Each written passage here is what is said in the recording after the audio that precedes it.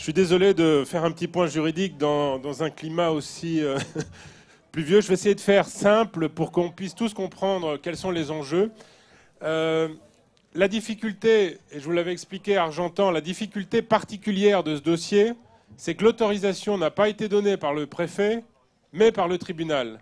Et quand nous sommes allés voir de nouveau le tribunal pour lui demander de suspendre la décision du préfet, le tribunal nous a dit « c'est trop tard ».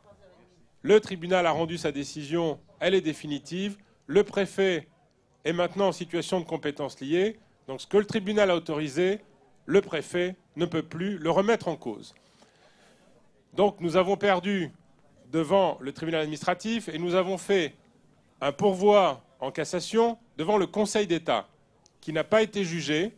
Et ce que nous attendons du Conseil d'État, c'est qu'il nous explique en gros quelle est la voie à suivre pour nous, qui juridiquement sommes considérés comme des tiers par rapport au dossier. Nous ne sommes ni le préfet, ni Guy Dauphin Environnement.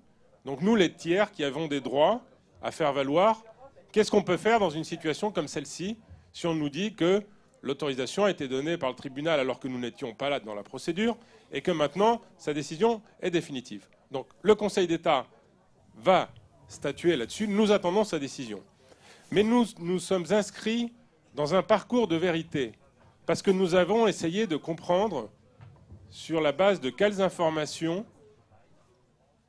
le tribunal administratif, qui est un juge, a considéré que ce projet était viable et valable, puisqu'il l'a autorisé alors que le préfet l'avait refusé. Et là, c'est intéressant, parce qu'on commence à voir, quand on creuse, qu'il y a des choses qui ne sont pas claires, et c'est le moins que l'on puisse dire.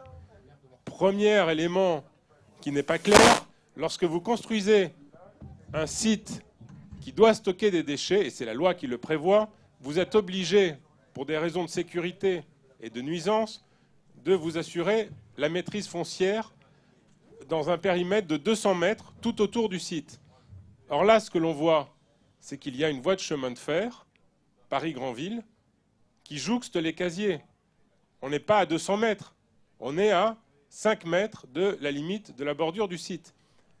Dans ce cas-là, on impose des servitudes, c'est ce que prévoit la loi, c'est-à-dire que si l'on n'a pas la maîtrise foncière, le préfet impose des servitudes aux voisins, justement, pour prévenir ces nuisances. Seulement là, il y a un arrêté de servitude, mais l'arrêté de servitude fait comme si cette voie de chemin de fer n'existait pas. Elle n'existe pas. Et pourquoi?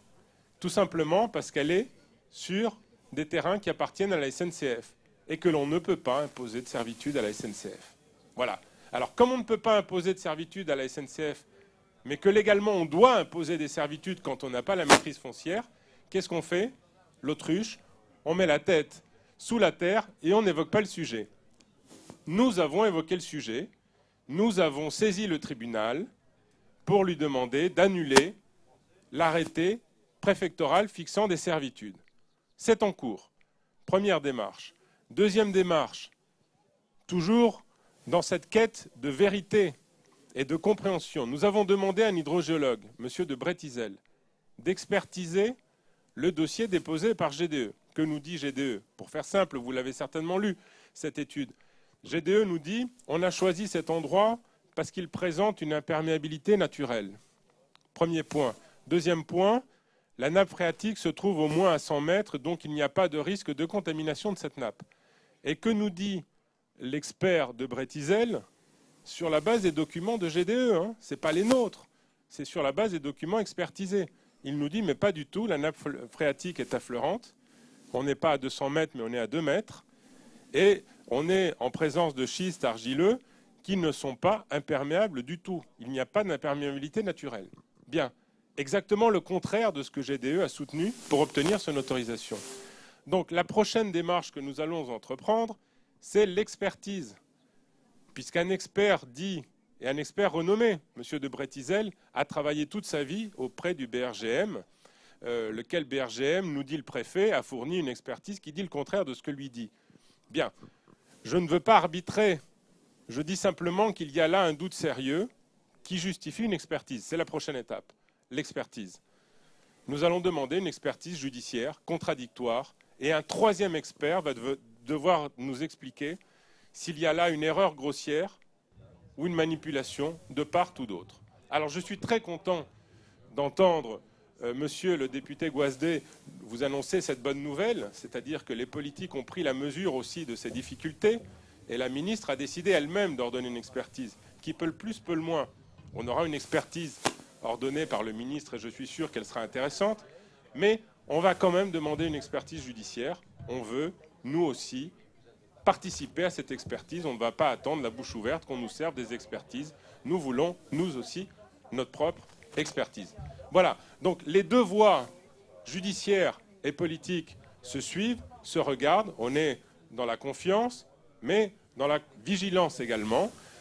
Il ne faut pas rendre les armes, rester mobilisés, rester motivés. Le combat n'est pas encore gagné. Il y a 2 mois et demi, on nous disait tout est perdu, le tribunal a décidé et on ne peut pas remettre en cause. Et je vous avais dit, ce n'est pas le cas. Il y a toujours des recours et les recours sont en cours. Donc ayez confiance, nous finirons par gagner. Mais le combat n'est pas terminé. Restez mobilisés. Merci beaucoup.